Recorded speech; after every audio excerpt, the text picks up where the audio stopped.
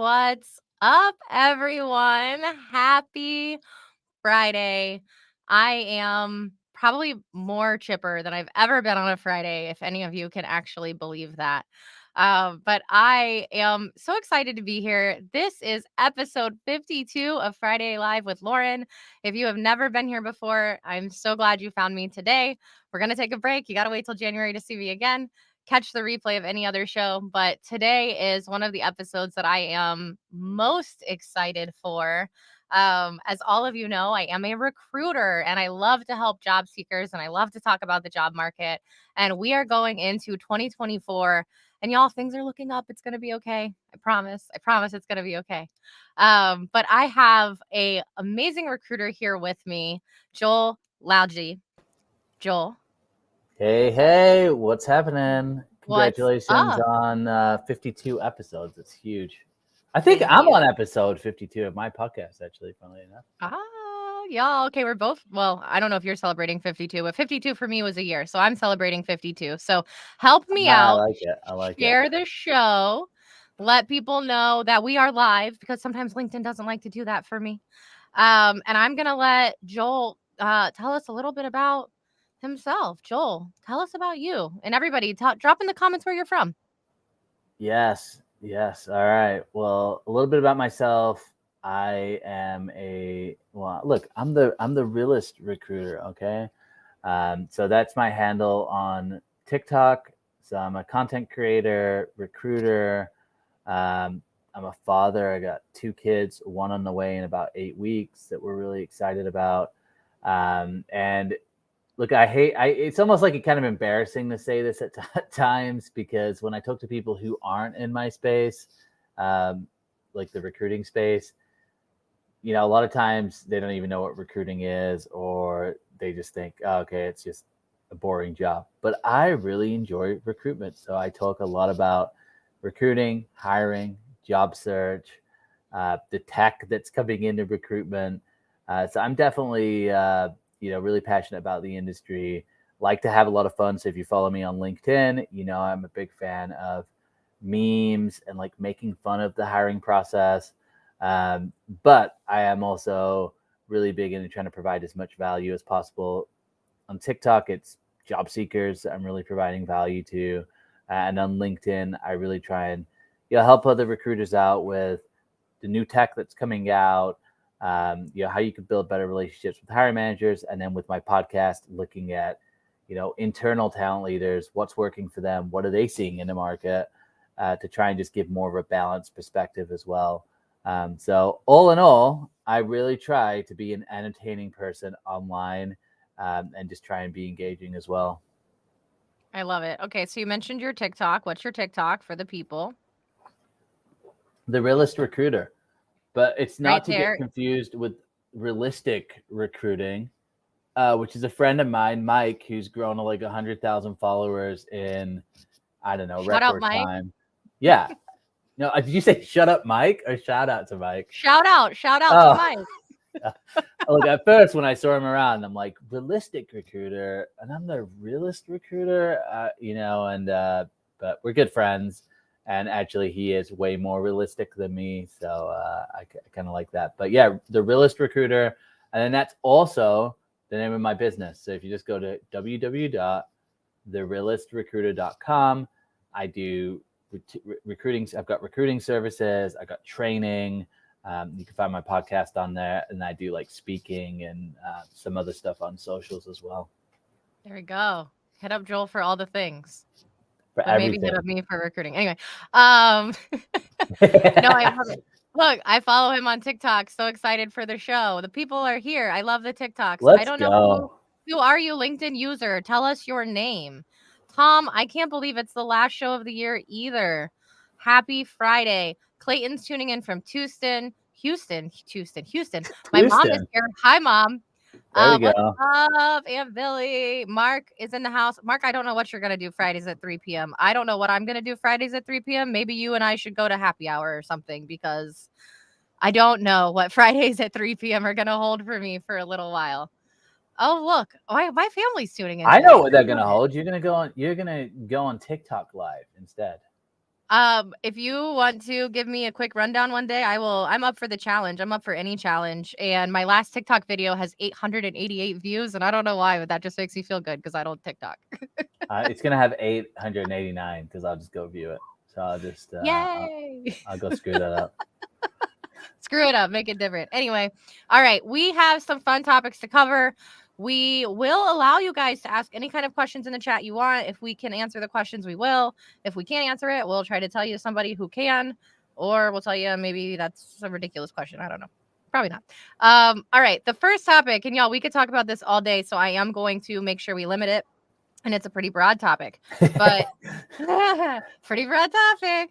But Joel's going to talk to us a little bit about recruiting and the job market. Now, we have some other fun topics to cover, but right now we're going to specifically talk about the state of recruiting at the end of 2023 and how we feel about the job market moving into 2024. Yeah, look, I don't know. I was gonna say I don't know who needs to hear this, but this isn't a LinkedIn, but what is a LinkedIn Live? But yeah, look, everybody knows 2023 when it comes to the job market, it's been what I would describe as brutal. In fact, that's the adjective that I use all the time on my LinkedIn posts. I just think it's been brutal for recruiters as well. So anybody who is a recruiter or in the recruitment industry, we all know that we've seen so many layoffs, and really since July 2022, which is when we started to see a lot of the contract recruiting jobs kind of falling off, and then you started to see internal teams just getting slashed. And really before even a lot of layoffs were publicized, a lot of recruiters were getting laid off. And then we started to see kind of like the mainstream layoffs where, obviously at the beginning of the year, the really, really huge companies like Amazon and Google were just cutting tens and thousands of people. Meta was in there too. But before all of those big announcements were made, there was a lot of recruiters just getting laid off. And it was almost like a silent thing, like, the recruiters, let's get rid of them. No one needs to know. And so what we've seen is in this job market is it's really tough for recruiters as well, because there's not a lot of demand for what recruiters do, which is helping companies find candidates so they can ultimately hire them. And so, I'm obviously really in tune with what's going on in the recruitment market. But why that matters to anyone who's not a recruiter is obviously, again, if they're not in demand, it means companies aren't looking to hire a lot of people. And so I think this year, it's part of the reasons it's hurt is because in 2021, so just 18 months ago, 2 years ago, it was a complete opposite scenario where you couldn't find enough recruiters. Recruiters were making lots of money, and it was like, even if you were a terrible recruiter, the worst recruiter on earth, you could still find a recruitment job because it was that in demand. And it's the same really across the board, right? We knew about the Great Resignation, where you could literally just say, I'm open to work, and get a flood of recruiters reaching out to you. And you get candidates with multiple offers. I think to go from that place to a complete pendulum shift to the other end of the spectrum, I think that makes it hurt even more. And so what we're seeing now is, just jobs being open, and they're getting hundreds of applicants within the first 30 minutes, right? Or the first hour, and then jobs are shutting down really, really quickly. So it just made it really, really challenging, I think, for anybody who's on a job market. Again, there's a lot of really talented people in a job market. So when I talk to internal recruiters who still have that job, in the past, when they posted a job, you usually get lots of candidates that aren't qualified, and they're just kind of hitting easy apply. You still get some of that, but I'm hearing that a lot of the applicants that are coming in are actually really qualified. And so, you could do everything right in this job market. You can have a great resume, great experience, great LinkedIn. You can have a really strong network. You can get through to final rounds and still not get the job because there's somebody who's done the exact same and they're just as qualified as you. And so, I just think that makes it really, really challenging. So when I talk to people about the job market, like you said at the beginning of the show and you alluded to, I do think we're going to see some steady growth early next year, and hopefully companies will start to steadily want to grow again. but it's obviously it's not going to be what we've experienced in 2021. Like we're so far away from that now. And I think because it's happened so quickly, sometimes people can get optimistic and think, oh, well, we're going to see a really quick change in the other direction. And I don't think that's going to happen. I think it's going to be steady growth over the next couple of years, which is good. It's a good thing that it's somewhat steady. But I still think it's going to be a competitive job market. And I'll end by saying I think the strategy, if you are in the job market or if you're looking for a job, is not just relying on one strategy. So not just relying on, hey, I'm just going to apply to jobs all day. I think you got to get more creative, like networking. Who do I know? Can I leverage relationships? Events, communities. I've seen a big uptick in in-person events, online events, in leveraging community to foster relationships and start relationships. And I think particularly if you're somebody who's senior, you're an executive or you're somebody who's been high level at a company and you haven't been in the job market for 15 years, it's extremely intimidating because everything has shifted online when it comes to applications and recruiting and hiring. So you got to learn that world, but you also need to not, just completely depart from real relationships and like offline relationships, right? Like networking and those types of things. So it's tough. It's like a multi-pronged strategy that you need to have in play. And I think, again, that makes it really hard and really frustrating at the same time for people who are on a tough job search. I agree. I think that if you haven't been on the job market for like 15 years, you probably used to be like 70 in person, maybe 30% another way. That's kind of flip-flop now. It's probably 70% online, but you still got to do that in person and be there. Got it. Obviously, these percentages are made up in my head. All statistics pretty much are. You're welcome. Um, the other thing I want to point out with what you said is that we are getting into more of a steady market. Part of the reason why we had all these massive layoffs was because the market shifted so quickly back when, and we didn't have anybody who was willing to work at one point, blah, blah, blah. Everybody got all these really big increases in pay to come back, all these things, right? So I say this a lot, and Joel, you can disagree with me if you want, but I really think that because so many people accepted job offers at such high amounts, like, sorry, y'all, what did y'all think was going to happen? Like, everybody took great money at all these tech companies. That money's going to run out eventually if we can't produce. And that's what happened, unfortunately, at a number of these tech companies. Not the giant ones that Joel named, but.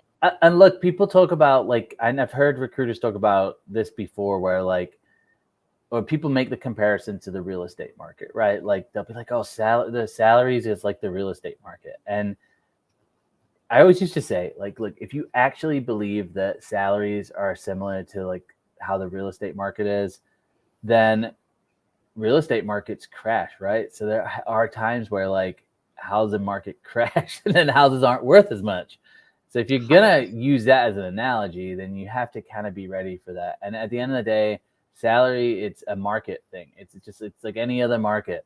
When there's not a lot of product out there that people want, and I'm saying product and comparing that to like human capital, when there's not a lot available, it becomes more valuable. When there's a lot of it available, it becomes less valuable. And so if you're like, it's easy to negotiate more salary when a company reaches out to you and they say, hey, we've got this exciting opportunity and we just got funded and blah, blah, blah, blah, blah. And then you respond back to the recruiter and say, oh, it's amazing. Great. Yeah, I'm interviewing at 4 other places. And you have the conversation with the recruiter and the recruiter goes, well, how much are you targeting? And you're like, well, I'm targeting 170 to 180. And I'm like, oh, that's a lot. And you're like, okay, great. I'm interviewing with 4 other companies that are willing to pay me that amount. Then you have leverage so you can negotiate more. If now you're in a scenario where you're like, all right, I actually need to get back to work, financially speaking, and the company goes, well, yeah, we know you're looking for 170, but 140 is our highest point.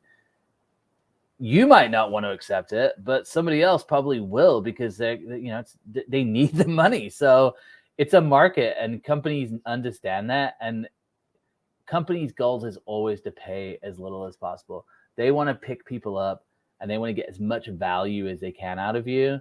And they want to pay you the least amount that they can where you'll accept. Flip side, you had the complete opposite goal. You want to do the same amount of work and make the most amount possible. And so depending on the market, candidates sometimes are able to do that, which we saw in 2021. Like you said, now, man, people will accept lowball offers, unfortunately, and it's not popular. It's whatever, It's just it's how it is, right? And you can't be mad at someone for having to keep the lights on. Like, at the end of the day, I'm sorry. I talked to some people who've been looking for jobs for 11 or 12 months. Like, if they accepted a lowball offer and you're pissed off, they needed the money. I'm so sorry. Like, they've been looking for 12 months, y'all. It's what that feels like. How many people here? I did a poll like 2 weeks ago. I think like 46% of my network has been looking for a job for over 6 to 9 months. Like 46% of the people who responded.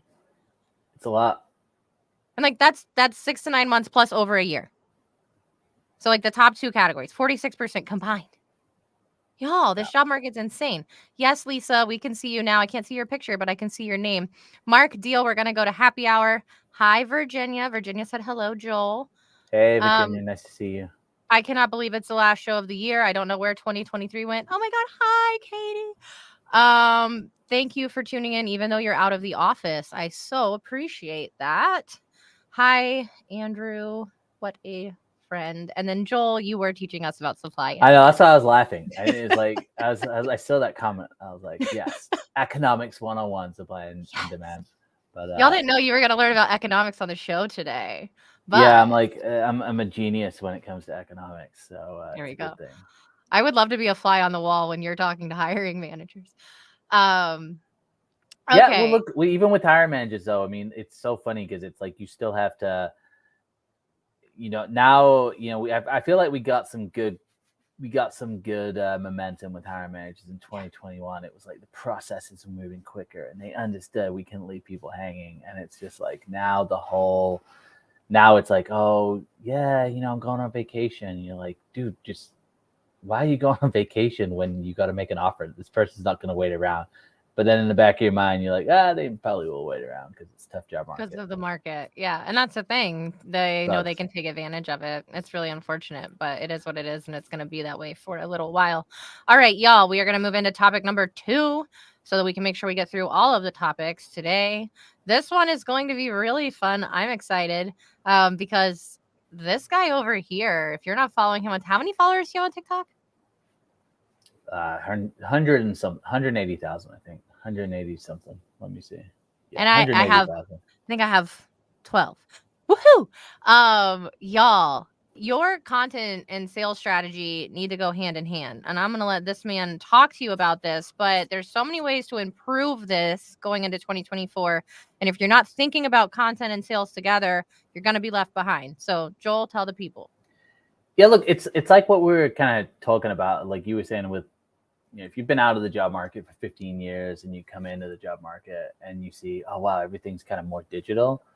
Well, look, it's the same with the sales game. It's the same with building relationships. And so for me, like where content really, really comes in is just the understanding of this whole idea of nurturing and like how you nurture relationships. And I think one of the things that you got to be really mindful of now in sales is like outbound strategies are just getting out of control. And what I mean by that is like, it was cool when email sequencing was like a new thing and not everybody knew about it, but like everybody knows about it now. And so whether you're in sales or you're a recruiter that's trying to recruit people, whether you're going in people's inboxes and you're DMing them, whatever outbound strategy you're using, whether you're cold calling, it's just everything it's almost like out of control. Like I think about how many emails I get on a daily basis, how many DMs. And so I think if you're not thinking about branding yourself in a way where you're becoming recognizable in whatever space you play, you're just making it harder for yourself to stand out, right? So one of the reasons I'm really big on content is because I'm a small business owner, and even when I wasn't a small business owner as a recruiter, I just had this understanding that if people know who you are, if you're recognizable, you're gonna get a higher response rate. You're gonna get more people reaching out to you, and you're gonna be known in whatever industry you play in. And so I think I've ran with this like crazy. I've gotten really into this idea of Everything gets easier when people know who you are. I think what I've learned over time is it's not a quick process. I think your content strategy can change over time, and also, it's easy to get into the game and the competition around how many followers, how many likes, how many views. But I really think the thing that matters the most is you're reaching the right people that you actually want to engage with, or you want to do business with, or you want to recruit, and you're just doing it consistently. And so a lot of times when I'm actually working with teams on sales strategy or recruiting strategy, there's a less of a focus on the vanity metric side of it, and just more of a focus on making sure you're getting the right people, get in front of the right people essentially, or connecting with the right people, and you have a basic understanding of what's going to be valuable to them, what's going to be entertaining to them, what's going to pique their interest, and what's going to get you on their radar. And then the flips, and then kind of continuing on with that, doesn't matter how big your brand is or how many views or how many people know you, if ultimately you don't have anything of value, and or you can't sell. And so there's this phenomenon that happens probably more with, like, I think of like TikTok influencers, for example, who have like millions of followers but can't convert or make any money from that following. It's usually because their content isn't about a topic that's converting into a business they own on the back end. And so when you're building your brand on LinkedIn, for example, like, you want to make sure that you're talking enough about, like, what are the problems that you solve, right? What's the value that you bring? Where I think there was a phase where people were just talking about, like, I don't know, like mental health, for example. And I'm obviously nothing wrong with talking about mental health, but if at the end of the day, when people meet with you and they're like, hey, what do you do again? You've messed up big time. All right. Like, not messed up big time, but you've got an issue and you got to solve it. And I think that there was a time where I think people weren't even talking about, like, the business or the value that they provide. And I see that shifting back normal. So, that's kind of my take. And then I guess the last piece would be, we were talking about earlier, like the in-person, the networking, and the getting to know people. Look, the strategy going forward is to get to know people, whether that's at a conference, networking event, you're taking them out to lunch because you're going to visit them in the city, or you're going to be in the city, meet them, and then just use the content to just stay top of mind, right? Like, so you build a really good relationship, they like you, and then they just see you over and over and over again. And I think that's the game plan, right? You're just using content to, instead of following up with them in an email and go, can you give me some business? You're just constantly showing up in a valuable way. And eventually they're like, all right, yeah, let's do some business. Or you reach out to them and say, hey, in case you didn't know, I offer this, and that. I'd love to work with you. And you're converting on that. So yeah, I'd be curious to get your thoughts too, because I know you're doing a lot of the same stuff. And if that's something that you found as well, like this whole idea of in person and then content over time, and then converting kind of, over time. Oh, is that my audio? I'm on mute. It's me. Thank you. All right. It's my 50-second show. I think I've only done that twice in the whole time. Whatever, y'all. Good. So no, the content strategy, I definitely agree with you. It was slower for me in the beginning. But let's be honest, I didn't really start posting content until I got that recruiting job at all. Like, LinkedIn was my resume holder, like many people use LinkedIn for, right? Like, I wasn't producing content. If you told me I was ever going to film a video, like, with a voiceover and like make fun of, like, I would have laughed at you and bet you $1 million I would have never, ever done content. That's who I was in March of 2022. Okay. And in April, I got on the bandwagon of let's start creating content. So slow and steady, but my content shifted over time, right? In the beginning, I wasn't working for myself, so I wasn't really pushing a lot of those things. I wasn't really talking about a lot of those things. I was just trying to become an expert in the space. But like you said, the notoriety of having people recognize you from building your brand, that also helps me in the in-person events that we're talking about. I just was at an in-person event Tuesday. I think Tuesday. Leslie, was your event on Tuesday the 7th? I flew to Tampa for an event on on Tuesday. And in person, people knew me from LinkedIn because I do this live show, because I talk to you guys all the time, because I show up as myself authentically. And there's that trust level, right? Nobody's going to walk around and say, "Oh my God, Lauren, like, how long have you been a recruiter?" The people around me are like, "Hey, this is Lauren. She recruits for this and she can help you in this way." And I don't even really have to pitch myself, because the people around me in the room know what I do and they're talking about me, making these introductions for me. And all of that is because of my content, and it ties into my sales strategy. And to your point, when I'm on a business development call or when I'm reaching out to a candidate, because y'all, I cold call. Sorry, that's my favorite method. I just want to get it done. I don't like the text. I don't like the email. Like, let me just get you on the phone and see what's up. But when I call people, having a large following on LinkedIn, which is more of a professional platform, does give me almost like a sense of security. It takes away some of that risk from that hiring manager or from that candidate. "Oh, Lauren, you've been a recruiter. You have 30,000 followers on LinkedIn. You post about recruiting all the time. You post about interviews and job seeking, and you must do this for," like, it proves that the proof is in the pudding and that I do this. Sometimes you will see some influencers and people who talk about things, but they don't actually do the thing that they talk about. And it's like, okay, well, when did you ever actually do the thing? I think I see that the most on Instagram. I see that on Instagram a lot. And it's like, "Let me teach you how to do this." Then you look, it's like, "You never did that." Thanks. Hey, you see that Um, on TikTok all the time, right? It's like the job seeker coaches and like, okay, I'm not saying you have to have had recruiting experience or HR experience or even hiring experience to talk about these things, but in some ways I'm like, okay, how can you talk about hiring processes if you've never been in a hiring process? Like, where are you getting your information from? And that happens all the time. 100%. And it's rampant. I kind of joke with people sometimes. I'm like, that person who can teach you how to make $20,000 a month, they just learned how to get four people to pay them 5 grand a month. Like, that's all they learned. And they can talk to 45 of you and convince 5 of you to pay them. And great, they made 20 grand this month. Like, that's literally what half of them are doing. And there's no actual like salt behind it. So really Yeah. look into the people who are coaching you, have consultations, have conversations, right? Chase the conversation, not the commission, is my tip for the salespeople on this call today, because that will open up more doors than anything else for you. And if you're chasing a conversation, you can do that with your content. Yeah, and I love I I love someone just said being a resource. And like I think that's really underrated.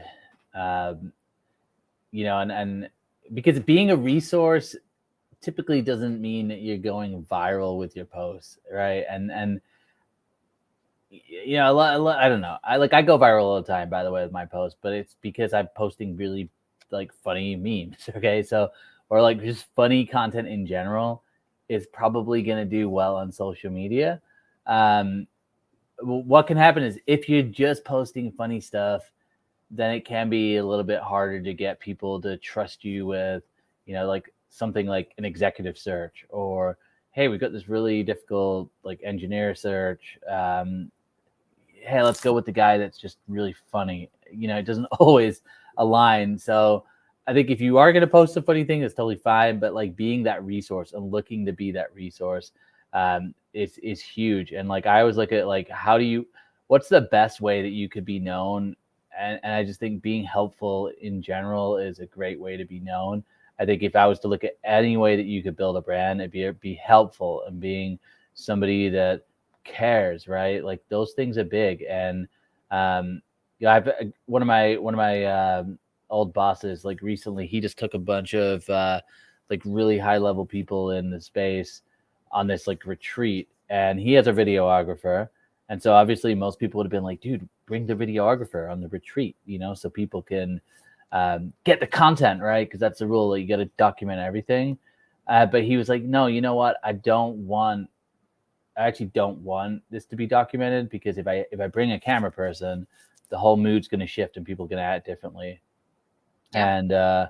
And so I think even like that, it's understanding that like your brand, yes, it's online, okay, or you can have an online brand, but like your brand actually isn't that. Like your brand is just like whatever like experience people have with you.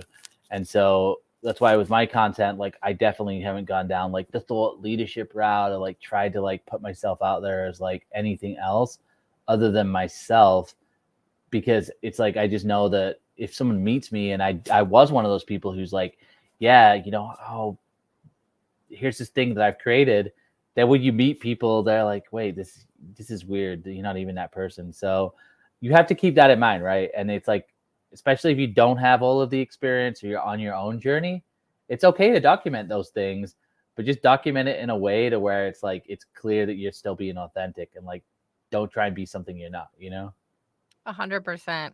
You're gonna see some really cool people put out some really cool content, and you're gonna be like, "That would be so cool. I could do that." But if it's not you, it comes off as not you. I was in the office. I have a really cool co-working space where I have this cool studio, and I was trying to film some of those skits where you like dress up as like each of the person in the skit, right? Oh And yeah, in my yeah, head, I'm like, that's gonna be so funny. I see these people do it. It was not freaking funny at all. It yeah. was like probably should have been Katie Penner if you're watching. It should have been my content purge thing that you tagged me in. It was not funny. It was like cringe worthy bad. And in my head, I was like, I'm gonna improve my content. I'm gonna step out of my box. And like what Joel's saying right now is so true. Like, show up as who you are. People who reach out to me, companies who reach out to me, they're like, we like what you do. Like, we like the funny videos. We like how you show up as authentic. We like your brand. They like you for you. So you don't need to necessarily copy or emulate somebody else that you see on the platform. Like, figure out how you can show up as yourself. And maybe that's not promoting your business every day. I don't try to promote my business every day. I promote my business like 3 or 4 times a week throughout my content, right? Some days I don't always talk about mental health, but some days I talk about mental health. But like Joel's saying, I try to break it up. I try to some days talk about recruiting, some days talk to job seekers, some days talk to hiring managers. There's multiple things that you're going to talk about in your content. And you have to figure out how to weave it all together so that it works for your sales strategy. You can't just be sales all the time or just be an advertisement all the Exactly. time. And look, I think like this is something. I think like that actually was the mentality, right? Like probably when like social media was like a new and emerging thing and it was brand new. Like I think people did really leverage that, and they're like, okay, well if I, yeah, and I guess even from a numbers perspective, I mean, let's say you're one of those people that has that $5,000 offer, okay, and like you said, you need 4 people you got to convince 4 people, and then let's say you're really good at selling whatever it is that you sell, and okay, I can probably close 20% of my people, or 50%, whatever that number is. Okay, if it's 50% and you're like amazing, that's only 8 conversations you need a month, right, to be able to get that. And so if you put out 8 posts, and even if you only got 2 likes on each post, but every person who liked it clicked through and booked a meeting, it accomplished its goal. So I think like, look, sometimes you play in those numbers games, it can work. But I think what I've taken on is like I just really I want to be interesting, and I want it to be like a journey that people can like get into. And like when people like look through my content, they're like, wow, there's like lots of different ways this guy's showing up. Like he's funny some days, other days he's informational, sometimes he's snarky. Sometimes he's really sharing like the struggles that he's going through. And I've really taken it on as like kind of like a something interesting, being trying to be interesting for people to follow and like entertaining. And I don't think that's the path for everybody either. I don't actually teach people to do that.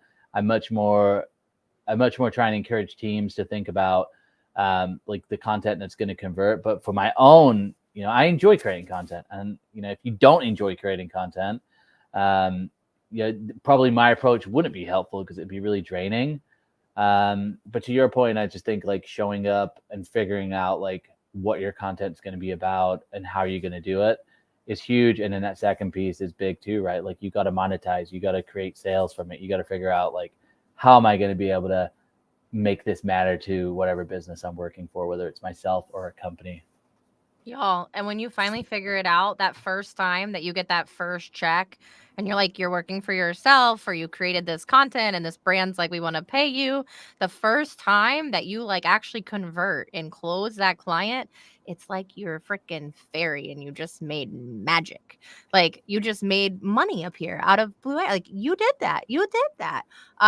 So it's just really an exciting feeling. But I will say, and I just like to say this because when we're talking about content and sales, you brought this up. If you don't love the act of making content, the strategies that Joel and I use probably aren't the best strategies for you. Joel puts out a lot of content. I post on LinkedIn like 5 times a day. You probably don't want to do that or keep up with that. And you don't have to do that to find success. There's a lot of ways to find success.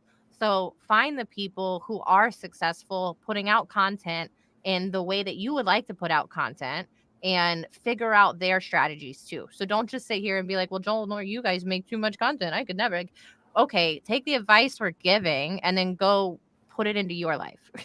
Oh, I put out, yeah, I mean, that's the whole thing too. It's like, I've got a tool called Repurpose.io, really cool tool where you can like post to TikTok, for example, and it will go to YouTube. And so the way I've set up, it's like YouTube, Pinterest, Facebook, and Snapchat Spotlight.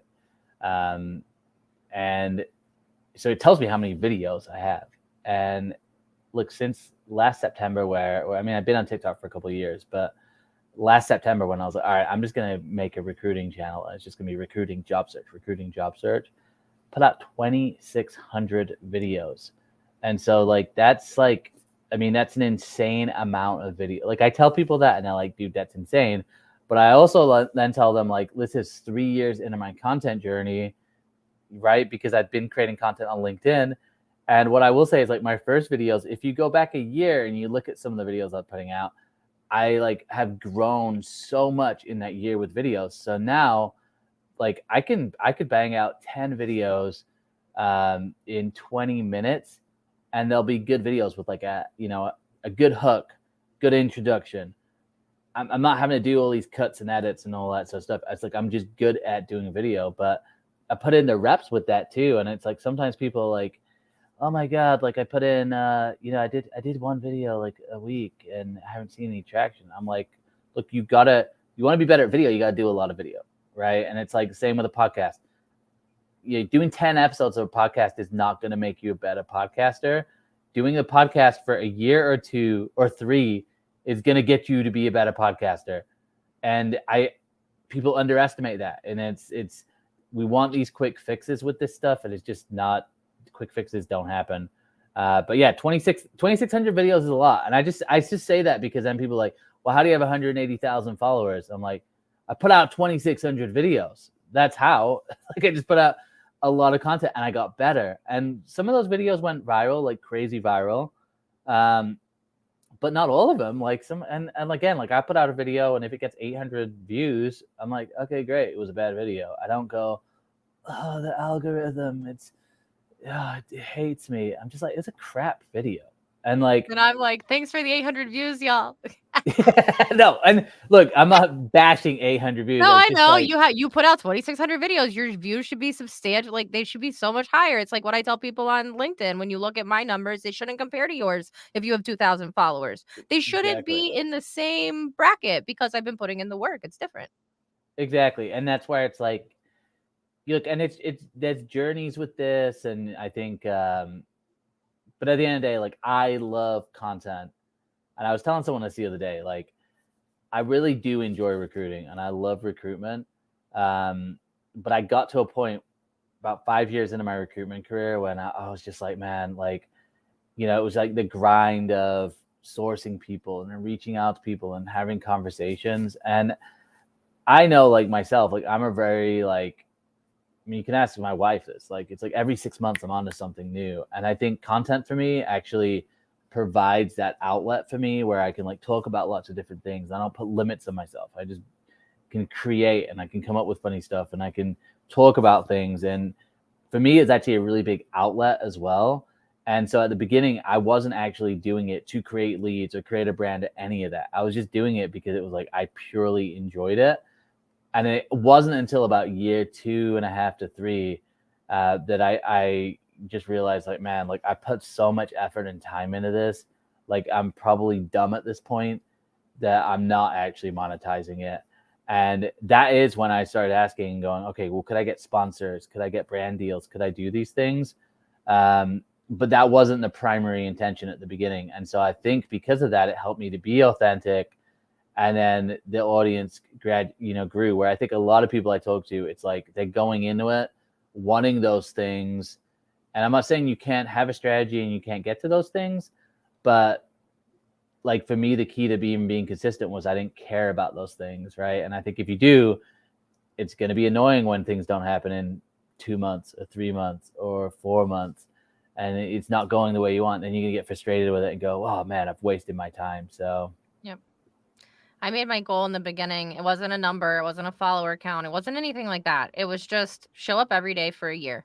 And I know some people don't like the, oh, you have to post every day in a row, whatever. Y'all, that was just for me to make it a habit. And the 90 days for a habit thing don't work for me. Sorry, it doesn't. But if I can show up and do everything consistently, if I can do it for a year consistently, and the results along the way didn't matter. Like I wasn't obviously they mattered and I celebrated them and things like that, but it wasn't like I hit this number and I could walk away. It was, I'm gonna get to a year. Like this is a journey, and there were ups and there were downs. Like it was good, it was bad, it was everything all over the place. But once I got to the year, it's kind of how I feel about now the show hitting that year mark. Right? It's like this is something that's now so much a part of me that there isn't going back to old Lauren who didn't do content. Like you said, it's a release at this point. Like I have to create content or I will go freaking stir crazy. no, and that's it, right? And it's like, I mean, I think I was talking to my wife yesterday again. She was like, because we were talking about this very same thing, and I was just like, yeah, it's like sometimes I talk to people and it's like they are just like, I was talking to someone yesterday and they're like, yeah, I would love to create content, but I don't really know. And she's like, your mentality now is so different. She's like, you get an idea and then she's like, you're to the studio, gotta just make a video. And she's like, and so I think it's recognizing that, though. It's recognizing who you are. And I've had to go, how do I merge this into something that does monetize itself? But obviously I made the announcement, I think today on one of my posts, and I've got it now on the website where it's published, where like I'm getting back into recruitment for myself and going, you know what, like I'm at to a point now where it's like, it's the content, it's doing its thing and it's working, but I want to get back into hands-on recruitment. I want to get back into these things because I'm using tools and I'm like, it's a lot better if I'm using the tool and I'm actually able to like say like, hey, this tool has actually helped me with the recruitment business. And so now I feel like finally a time where like, cool, like I'm able to like merge the content with the recruitment and like kind of bring everything together, which I'm super excited about. Virginia, I was not calling you out. There's many people on this platform who do not have 2,000 followers, and they would be so thankful for your 2,000 followers. And imagine if 2,000 people came up and told you you were cool. Yeah, look, 2,000 is a good hey, number. look, 2,000 followers. To me, I don't care about the number. It's like, who are those 2,000 people, right? Like, look, if you want to know how most people get big reactions on LinkedIn and big follower counts, look, it's rampant on LinkedIn more than any other platform. There are services like, go look them up. That's like Lempod and like Taplio and like all these sites, which like literally they are buying followers. So like I look at that and go, hey, look, if those 2,000 people, if they all know Virginia and they know the value you bring, and they're people who you want to work with, you want to do business with, people that are going to be potential partners, 2,000. I'd rather have 2,000 of the right people than 500,000 just random people that I'm never going to do business with. So that's what I focus on more, is like, what is there quality in there as well, right? I wasn't gonna share this. Like you just randomly talked about this, so I'm gonna like bring it up. Where is okay? Can y'all see my screen? Yeah, Can you guys read these two comments back to back? Oh yeah, look, yeah, and look at it. It's like, well, it's interesting. LinkedIn generation expert. So, y'all, if somebody has a small following, but they're getting hundreds of comments, and maybe not small following, okay? I don't even mean to say small. It could be 10,000 or even 15, 20,000 followers. But if they're getting like 200 comments in like the first 5 minutes their post is up, it's bull. And like you can prove it by scrolling through and seeing this. I took the screenshot. I'm not going to say anything more than this, but Yeah, no, um and look, there's a guy that's doing that study right now, and like he's like looking at like how quickly people respond and like and stuff. And look, did I don't I've like taken myself out of all these conversations like through my content, and like I had like a moment about 2 months ago where I was like, or a month ago, where I was just like, I'm done kind of like even being as sarcastic even online, because it's just people don't, someone doesn't know me, they just don't know how to take it if I'm sarcastic. And I get it. Like I wouldn't either if someone was sarcastic and I didn't know them. But with this whole conversation with like the buying reactions, I think the big issue I've ever had with it is there's so many people who are selling LinkedIn, like, and they're putting this like image that like their content is genuinely really really good, and that's why they're getting reactions. But then when you look at it, they're just paying for, you're just paying for one of these services. And uh and so like some of the things that you look at are is like someone's got 1,000 reactions and like 10 comments, or you just go to their activity page and you see all the content seems to have the same amount of likes and the same amount of comments. That is a huge like indicator that they're using some type of software. And then you have to go through and look at like what are the comments people are putting.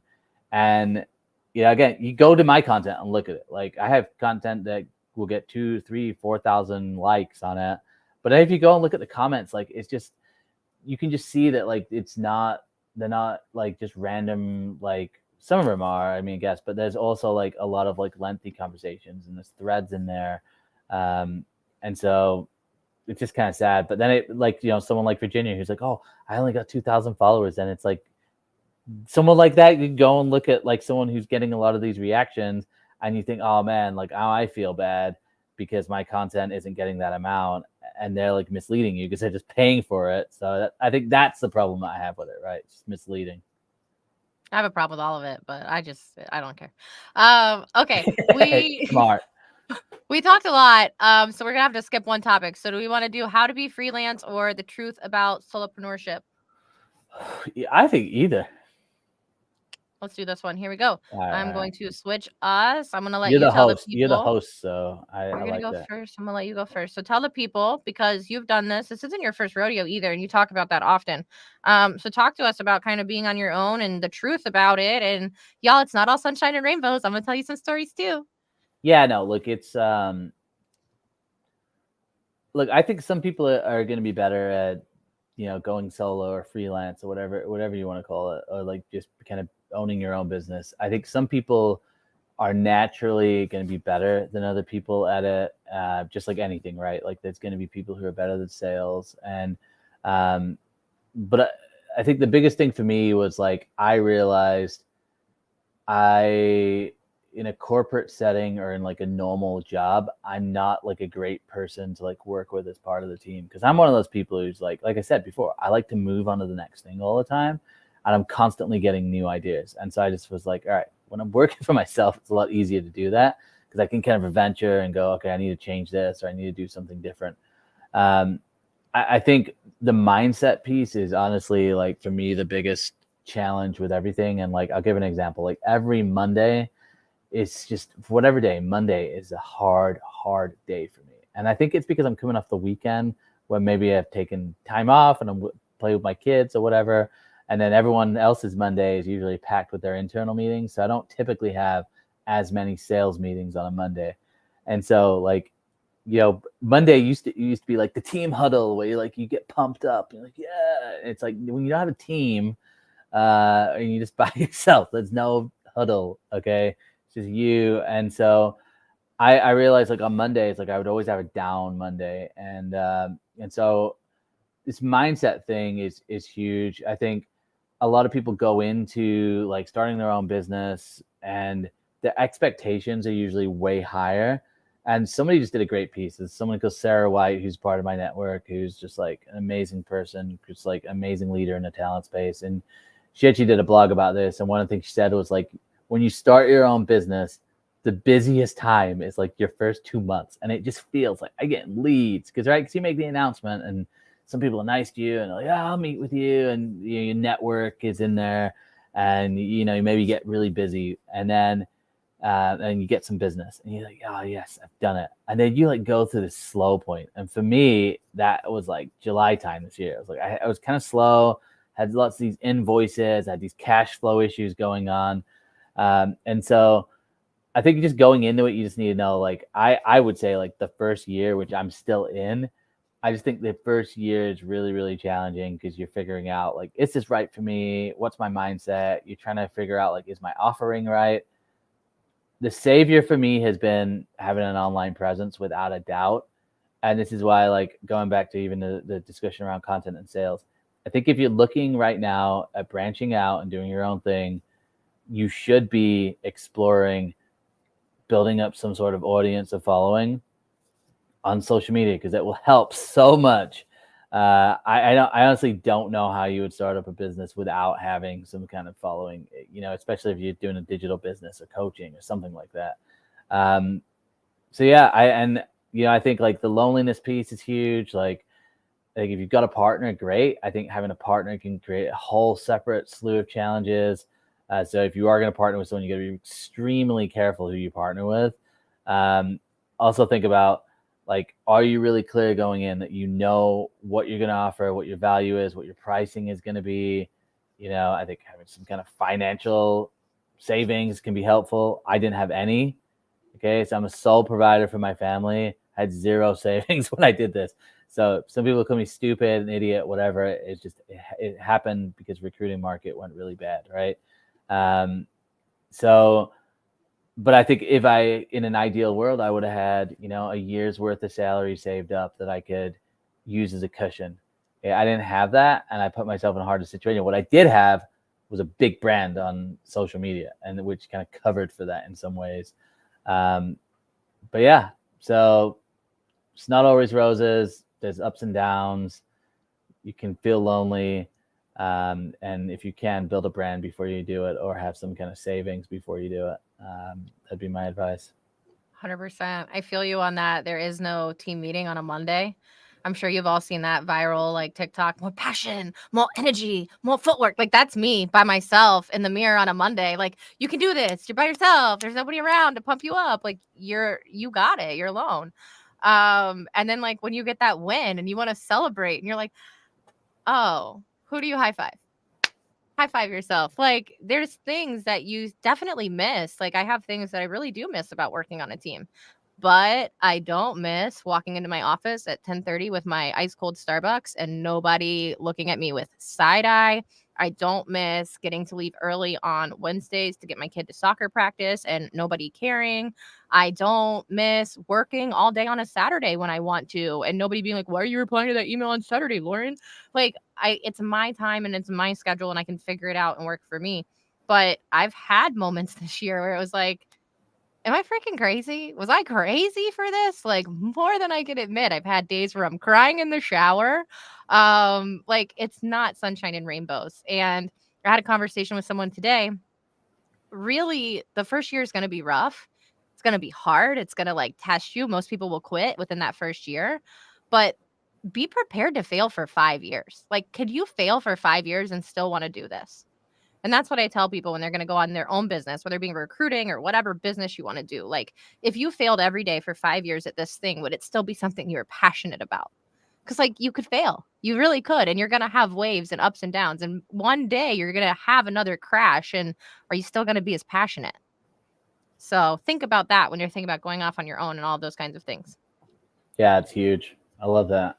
And too, like, I think it's even with career, right? It's like the career is, you know, not many people I know now have like a really straight line career. I mean, I guess there's some people like in accounting where it's like, hey, they're an associate and then they're a partner and blah blah blah blah. But for most people, I think nowadays it's like there's these like ebbs and flows, and um, And so I think like even just having like open mind about things, and um, and getting creative too. Like I just recruiting is a great one because that's a business I know, and it's one of the reasons why I was like, I'm going to start up doing recruiting again, because I don't have to just do like the standard models, right? Like I can come up with creative ways to work people and help people.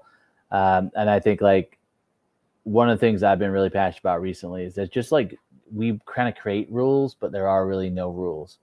So like a lot of times you can think like, oh, well, this is the way it has to be. Like in your career, I've got to work 2 to 3 years at each job. I got to do this. I've got to do this. I've got to do this. And I think the more you can loose yourself from like there are rules to there's not, and like most of the time it's people like are kind of making things up, right?